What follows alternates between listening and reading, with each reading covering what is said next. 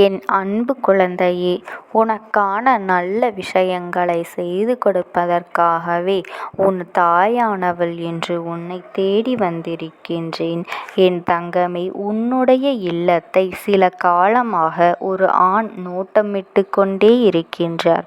உன்னுடைய இல்லத்திற்கு மட்டுமல்ல, உனக்கும் ஒரு மிகப்பெரிய ஆபத்தை கொடுக்கத்தான் இந்த ஆண் உன் இல்லத்தை நோக்கி சுற்றி சுற்றி வந்து கொண்டிருக்கின்றார். இவர் யார்? எதற்காக உன் இல்லத்திற்குள் இவர் இந்த விஷயத்தை செய்ய நினைக்கின்றார்? இவரின் நோக்கம் என்ன என்பதனை இந்த தாயானவள் உனக்கு தெளிவாக சொல்ல வந்திருக்கின்றேன். இது போன்ற விஷயங்கள் சற்றென்று உன் மனதிற்குள் பயத்தை உருவாக்கலாம்.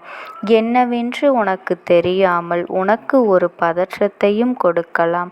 ஆனால் உன் இல்லத்தை ஒருவர் நோட்டமிடுவது உண்மை. அது ஒரு ஆண் என்பதும் உண்மை. அப்படியானால் அது யார்? எதற்காக நோட்டமிடுகின்றார்? நல்ல விஷயத்தை செய்கின்றாரா அல்லது தீய விஷயத்தை செய்கின்றாரா என்பதனை நீ கட்டாயமாக தெரிந்து கொள்ள வேண்டும். என் தங்க குழந்தையே, முன்பெல்லாம் உனக்கு யாரிடத்திலிருந்தும் எந்த ஒரு நல்ல செய்தியும் கிடைக்காது. அப்போது நீ அமைதியாக வீட்டுக்குள்ளேயே இருந்து கொண்டிருப்பாய்.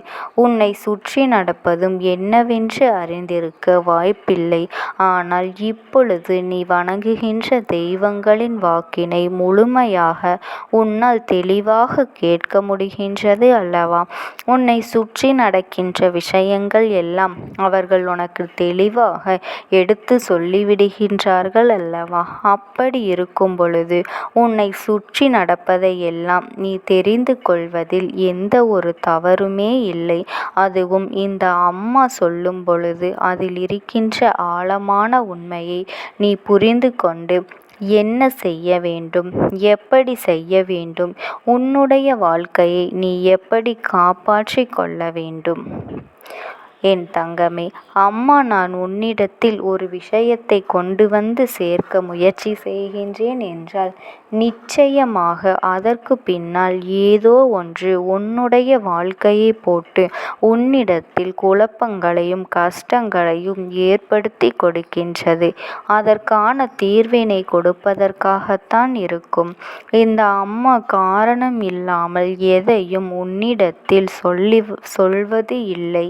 என் செல்ல குழந்தையே, நம் இல்லத்திற்குள் நாம் உண்டு, நாம் வேலை உண்டு என்றுதான் இருக்கின்றோம் என்று நீ யோசிக்கின்றாய் அல்லவா? ஆனால் நீ அப்படி இருப்பதனால்தான் என்னவாக இருந்தாலும் உனக்கு எதுவும் தெரிவது இல்லை. நம்மை சுற்றி நடக்கின்ற விஷயங்களின் மீது நமக்கு கொஞ்சமாவது கவனம் இருக்க வேண்டும். ஏன் தெரியுமா? உன் அம்மா உன் வாழ்க்கையில் இதுநாள் வரையிலும் கவனித்ததில் உன்னிடத்தில் எந்த ஒரு தவறும் இல்லை. நீ சரியாகத்தான் எல்லா விஷயங்களையும் செய்து கொண்டு இருக்கின்றாய். நீ யாருக்கும் எந்த ஒரு துரோகத்தையும் இதுவரை செய்ததும் இல்லை.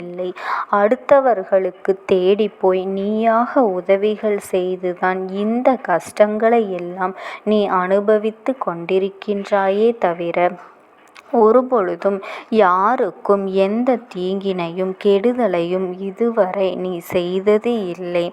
உதவி என்று கேட்டு வந்தவருக்கு இல்லை என்று ஒருபொழுதும் சொன்னது இல்லை.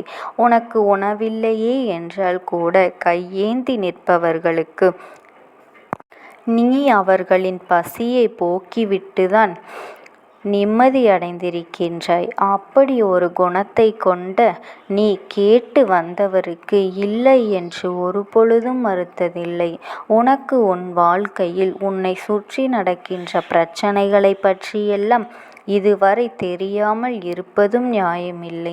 உன் பக்கம் எந்த தவறும் இல்லாத பொழுது உனக்கே இப்படி பிரச்சனைகள் வருகின்றது என்றால் அதனை என்னவென்று நீ தெரிந்து கொள்ள வேண்டும் அல்லவா? அம்மா சொல்வது உண்மைதானே? அம்மா எதையும் தெரியாமல் சொல்லிவிட மாட்டேன். இதனை நீ புரிந்து கொள்ள வேண்டும்.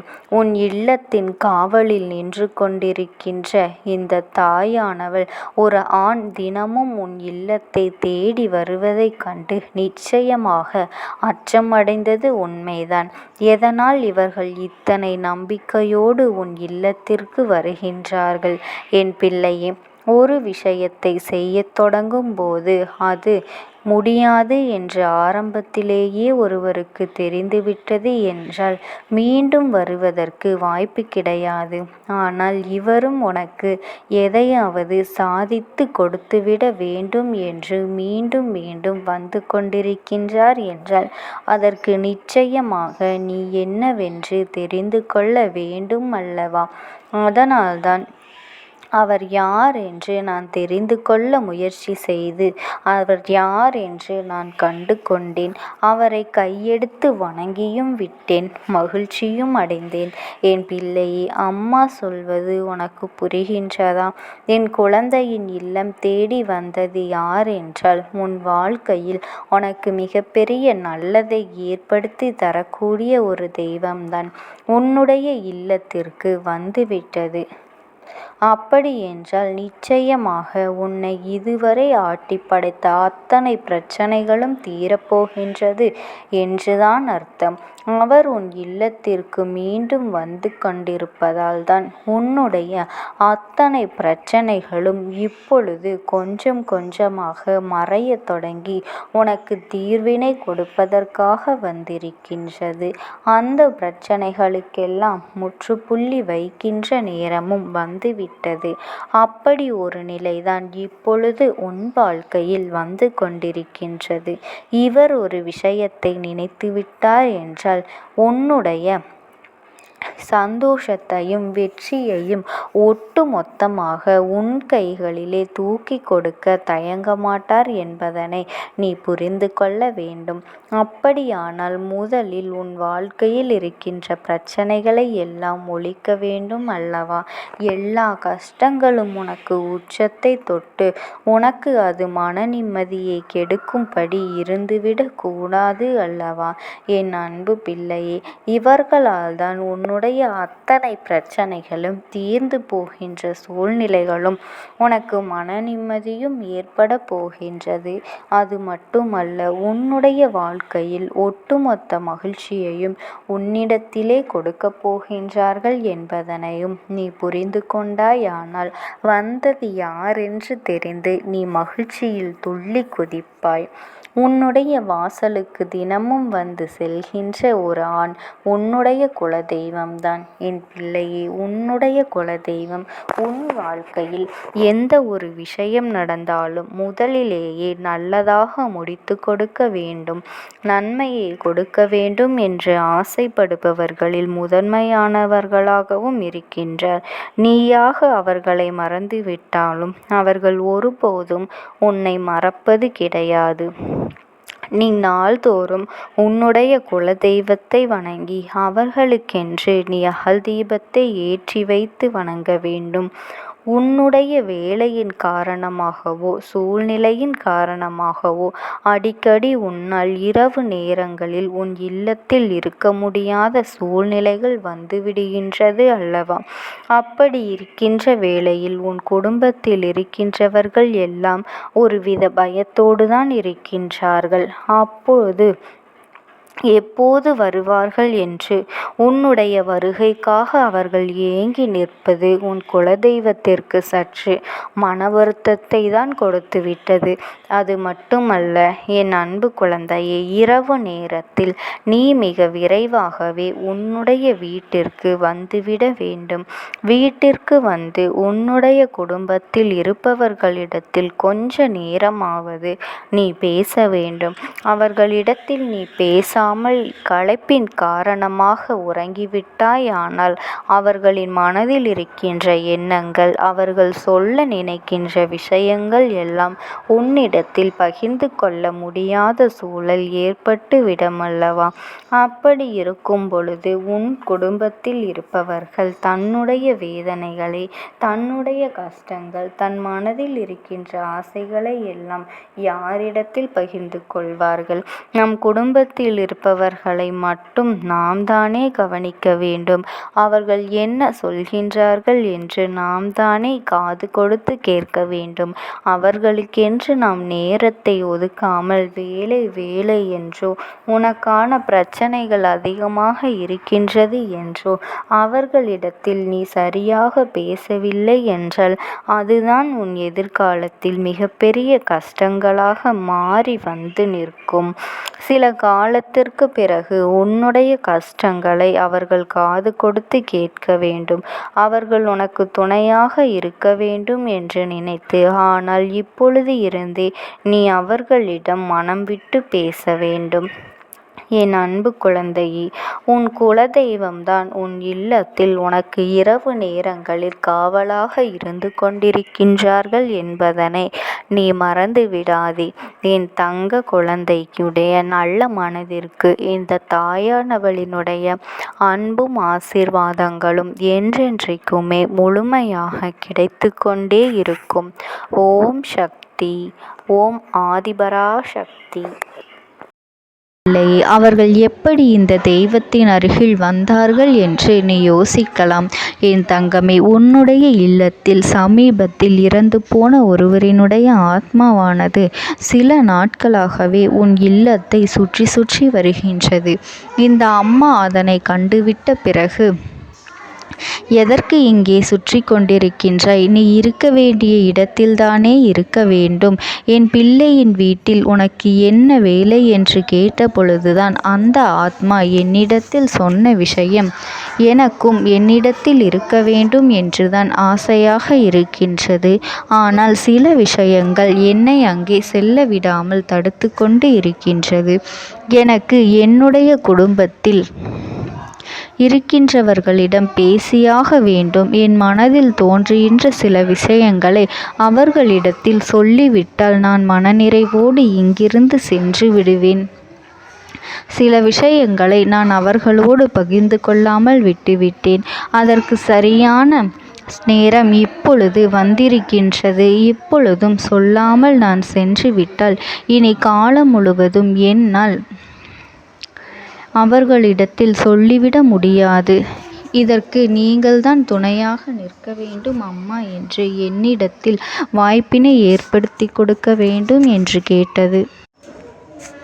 என் தங்க குழந்தையே, இப்படி இருக்கும் பொழுது அவர்களிடத்தில் சொல்லிவிட முடியாது. அந்த வாய்ப்பினை ஏற்படுத்தி கொடுத்து என் வீட்டில் உள்ளவர்களிடம் பேச வைக்க வேண்டும் என்று என்னிடத்தில் கோரிக்கை வைத்தது. என் தங்கமே, இப்படி மனதிலே எந்த கெட்ட எண்ணங்களும் இல்லாமல் உன் குடும்பத்திற்காக பேச வேண்டும் என்று கேட்ட ஆத்மாவிற்கு நான் அந்த வாய்ப்பு வழங்குவது தானே முறையாக இருக்கும். அதனால் இந்த அம்மா அந்த ஆத்மாவிற்கு அந்த வாய்ப்பினை கொடுக்க முடிவுகள் செய்து இப்பொழுது உன்னோடு பேசுவதற்காக வரவழைத்திருக்கின்றேன். என் பிள்ளையே, அந்த ஆத்மாவானது உன்னிடத்திலே என்ன பேசுகின்றார்கள் என்பதனை நான் என் மூலமாக உன்னிடத்தில் பேசி சொல்கின்றேன்.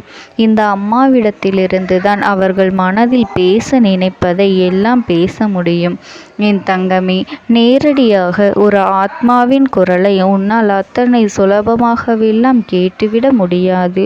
இந்த அம்மா அதற்காகத்தான் இன்று இந்த உதவியை செய்கின்றேன்.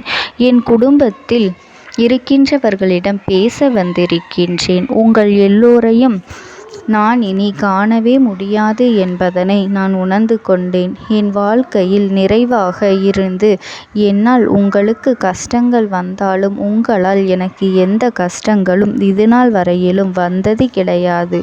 நான் நினைத்தது போல இந்த வாழ்க்கையை அத்தனை சந்தோஷமாக வாழ்ந்து கொண்டுதான் இருந்தேன். என் குடும்பத்தில் இருக்கின்றவர்களிடம் பேச வந்திருக்கின்றேன். உங்கள் எல்லோரையும் இனி நான் காணவே முடியாது என்பதனை நான் உணர்ந்து கொண்டேன். உங்களோடு இருந்த இந்த காலகட்டம் குறைவாக இருந்தாலும் எனக்கு கிடைத்த சந்தோஷங்களும் மகிழ்ச்சியும் ஏராளமாக இருந்தது. அதனால் எனக்கு எந்த ஒரு கவலையும் இதுவரையில் இருந்ததே கிடையாது. நான் நினைத்தது போல இந்த வாழ்க்கையை நான் சந்தோஷமாகத்தான் வாழ்ந்து கொண்டு இருந்தேன். ஆனால் இவ்வளவு காலம் எனக்கு சீக்கிரமாக என்னுடைய ஆயுள் முடிந்துவிடும் என்று எனக்கு முன்பே தெரியாது. அது தெரிந்திருந்தால் நிச்சயமாக என் மனதில் இருக்கின்ற அத்தனை விஷயங்களையும் நான் உங்களிடத்தில் சொல்லியிருப்பேன். ஆனால் எல்லோரும் நினைப்பது போலத்தானே நானும் நினைத்திருந்தேன். எனக்கும் இந்த உலகத்தை விட்டு செல்ல வேண்டும் என்ற ஆசை கிடையாது. மற்றவர்கள் சொல்வது போல எதற்காக பிறந்தோம், நாம் ஏன் பிறந்தோம் என்று ஒரு நாளும் நான் நினைத்தது கிடையாது. வாழ வேண்டும் என்றுதான் ஆசைப்பட்டேன். என்னுடைய ஆசைகள் எல்லாம் நிராசையாகும்படி இந்த உலகத்தில் விட்டு செல்ல வேண்டிய காலகட்டம் கட்டாயம் வந்துவிட்டது. என்னுடைய கடமை இங்கே சரியாக முடிவதற்கு வந்துவிட்டது. இன்று நான் உங்களோடு பேச வந்ததற்கு முக்கியமான காரணம், சில விஷயங்களை எல்லாம் உங்களோடு சொல்லாமல் விட்டுவிட்டேன். எப்படி நடக்கும் என்று தெரியாமல் நான் சில விஷயங்களை செய்தும் முடித்துவிட்டேன். அதற்காக உங்களிடத்தில் நான் மன்னிப்பு கேட்டுக்கொள்கின்றேன். இதை உங்களிடத்தில் பகிர்ந்து கொள்ள வேண்டும் என்றுதான் இன்று நான் வந்திருக்கின்றேன். உங்களை நான் மனதார வணங்குகின்றேன். இந்த வாய்ப்பினை நான் சரியாக பயன்படுத்தி கொள்ள விரும்புகின்றேன். அதனால்தான் என் மனதில் இருக்கின்ற விஷயங்கள் எல்லாம் நான் சொல்லிவிடுகின்றேன். சிறிது நேரம் அமைதியாக அமர்ந்து என்னுடைய வார்த்தைகளை கேட்டாலே போதும். என்னுடைய அன்பினை புரிந்து கொண்டு அதுவே எனக்கு போதும். நான் நிச்சயமாக இங்கிருந்து நல்லபடியாக சென்று விடுவேன். இன்று உங்களோடு பேச வந்ததற்கு ஒரு முக்கியமான காரணம், நான் சில விஷயங்களை சொல்லாமல் விட்டுவிட்டேன். இப்படி நடக்கும் என்று எனக்கு ஒரு நாளும் தெரியாமல் சில விஷயங்களை செய்துவிட்டேன். அதை உங்களிடத்தில் பகிர்ந்து கொள்ளத்தான் வந்திருக்கின்றேன். என் மனதில் நினைக்கின்ற விஷயம் என்ன தெரியுமா? நான் உங்களை நன்றாக பார்த்து கொள்ள வேண்டும்.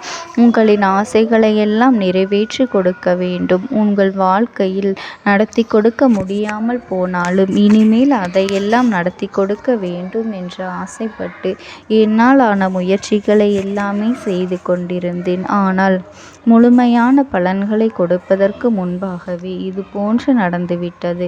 அதனால் நான் ஏதேனும் குற்றம் குறைகள் செய்திருந்தாலும், ஏதேனும் உங்களுக்கு மனதிற்குள் கஷ்டத்தை தந்திருந்தாலும் என்னை மன்னித்து விடுங்கள். நான் எப்பொழுதும் உங்கள் மீது உண்மையான அன்பினைத்தான் வைத்து கொண்டிருக்கின்றேன். நான் ஒரு நாளும் மனதில் ஒன்றும் வெளியில் ஒன்றுமாக ஒரு நாளும் நான் நடந்து கொண்டது இல்லை. அதனால் என்னவோ என்னுடைய குணங்கள் சிலருக்கு இங்கே பிடிப்பதே இல்லை. எதுவாக இருந்தாலும் என்னோடு இருக்கின்ற என் குடும்பத்திற்கு தெரியும் அல்லவா நான் யார், என்னுடைய அன்பு எப்படிப்பட்டது என்று. அதனால் என்னுடைய அன்பினை முழுமையாக உணர்ந்து கொள்ள வேண்டும் என்று அதனை இங்கிருந்து ஏற்றுக்கொள்ளவே முடியாத ஒரு விஷயமாகத்தான் இருந்தது. நானும் அங்கும் அங்கும் ஓடி ஓடி மீண்டும் என்னுடைய உயிரை மீட்டெடுத்து விடலாம் என்றுதான் முயற்சி செய்தேன்.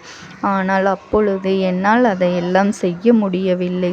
உயிரற்ற உடலாக இங்கே நின்று கொண்டிருக்கின்றேன். நாட்கள் செல்ல செல்ல இதை எனக்கு ஏற்றுக்கொள்ள பழகிவிட்டது. இனிமேல் இதுதான் என்னுடைய உலகம்.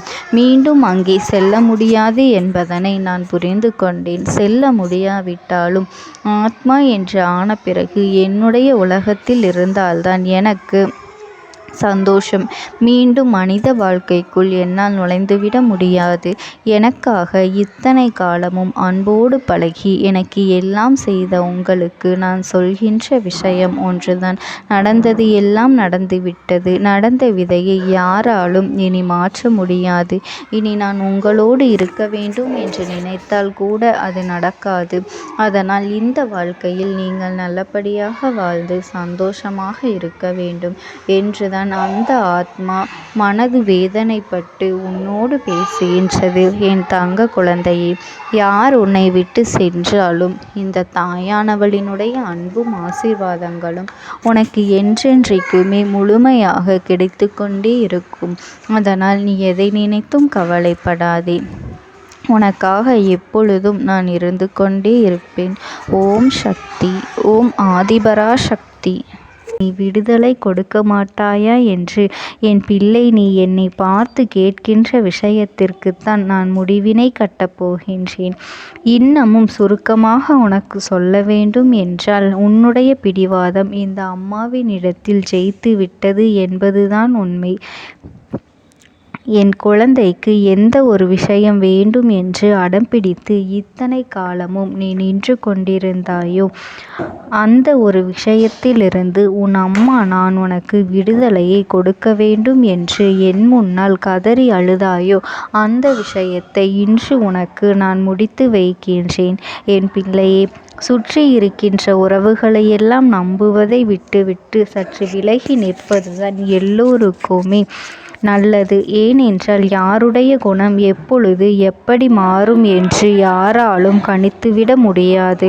ஒருவரிடத்தில் நல்லபடியாக பேசிக்கொண்டு வந்திருப்பாயானால் அவர்கள் மனதிற்குள் என்ன இருக்கின்றது என்று உன்னால் ஒரு பொழுதும் தெரிந்து கொள்ள முடியாது. அவர்களுக்குள் 1000 விஷயங்கள் ஓடும். உனக்கு செய்து தருவேன் என்று வாக்குறுதியை கொடுப்பார்கள். ஆனால் அதன் பிறகு பார்த்தாயானால் ஒரு நிமிடம் கூட யோசிக்காமல் சற்றென்று இவர்களுக்கு முடியாது என்று சொல்லிவிடுவார்கள். மனதிற்குள் அவர்கள் நினைப்பது, நீ சொல்வதை சொல்லிவிட்டு போ, நான் எதற்காக உனக்கு உதவி செய்ய வேண்டும் என்று எண்ணிக்கொண்டிருப்பார்கள்.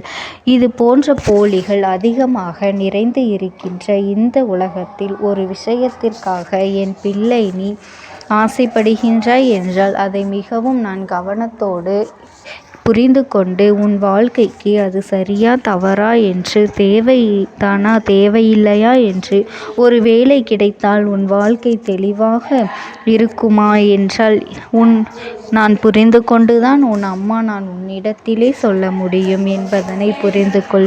உனக்கு எத்தனை கால தாமதங்கள் ஆகியது என்பதனை அதனை புரிந்து கொள்ள அதை உன்னிடத்தில் ஒப்படைக்க வந்ததற்கு காரணம், பல அதிசக்தி வாய்ந்த பூஜைகளாலும் தெய்வங்களை நீ தொடர்ந்து வணங்கி கொண்டிருப்பதாலும் மட்டும்தான் உன் வேண்டுதல்கள் உச்சத்தை தொட்டுவிட்டது. தெய்வத்தின் மனதை நீ தொட்டுவிட்டாய். இனிமேல் உன்னிடத்திலிருந்து தெய்வத்தினால் தப்பிக்க முடியாது. நிச்சயமாக இனிமேல் இதனை நீ கொடுத்துதான் ஆக வேண்டும். எந்த எல்லைக்கும் செல்வதற்கு தயாராகிவிட்டாய். கடவுளுக்கு என்னென்ன செய்ய வேண்டுமோ அதையெல்லாம் என் பிள்ளை மனதார செய்து விட்டாய். உன்னுடைய அன்பிற்கு இந்த அம்மா நான் 5வது நாள் உன் வாழ்க்கையில் மிகப்பெரிய பிரச்சனையை தீர்த்து கொடுக்கின்றேன்.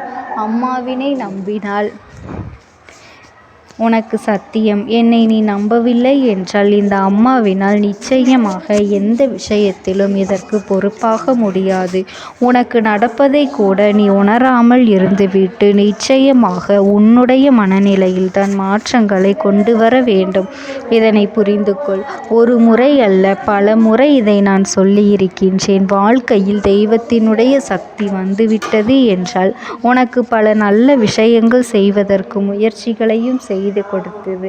ஆனால் என் பிள்ளை நீ உன் மனதிற்குள் வைத்திருக்கின்ற தேவையற்ற எண்ணங்களால் அதை தொலைத்து விட்டாய். ஒரு பொழுதும் நீ தொலைக்கவும் மாட்டாய். தொலைக்க இருக்கவும் கூடாது. ஏனென்றால் உன்னோடு இருப்பது இந்த அம்மாவாகிய நான். உன் வாழ்க்கையில் நல்லதை செய்து கொடுப்பது உன் அம்மா நான். உனக்காக இந்த வாழ்க்கையில் எந்த எல்லைக்கும் செல்ல தயாராக இருக்கின்றேன். அதனால் இனி துணிந்து இறங்கு. எண்ணி 5வது நாள் நீ விரும்பிய விஷயம் உன் கைகளில் இருக்கும். எந்த முயற்சிகளையும் செய்யாமல் அம்மா தரவில்லை என்று ஒரு நாளும் என் மீது பழி போட உன்னால் முடியாது. நீ முயற்சிகளையும் உன்னுடைய உழைப்பையும் சரியாக செலுத்திவிட்ட பிறகு நான் கொடுக்கவில்லை என்றால் என் மீது கோபப்பட உனக்கு அத்தனை உரிமையும் இருக்கின்றது. இதற்கு மேலும் என் குழந்தை கஷ்டத்தை சந்திக்க வேண்டிய அவசியமில்லை. எவ்வளவு தூரம் முடியுமோ அவ்வளவு தூரம் இந்த வாழ்க்கையில் உனக்கான விஷயங்களை நீ பெற்றுக்கொள்ள தயாராக இருக்க வேண்டும். என் தங்கமே, இனியாவது என் குழந்தை உனக்கு தர நினைக்கின்ற விஷயங்களை எல்லாம் தருவதற்கு இந்த வாழ்க்கையில் என்னவெல்லாம் சுற்றி நடக்கின்றதோ அதையெல்லாம் நீ தெரிந்து கொண்டு என் பிள்ளை உனக்கானதை என்னிடத்தில் தெரிந்து கொள்ள வேண்டும். எந்த அளவிற்கு மனதில் துணிச்சலோடு நிற்கின்றாயோ, அம்மா எதனை கேட்டாலும் கொடுத்துவிட வேண்டும் என்று நீ நினைத்தாய் அல்லவா? அன்று உன்னிடத்தில் தட்சணை கேட்டேன், மறக்காமல் கொடுத்தது என் பிள்ளையே. என்ன கேட்டால்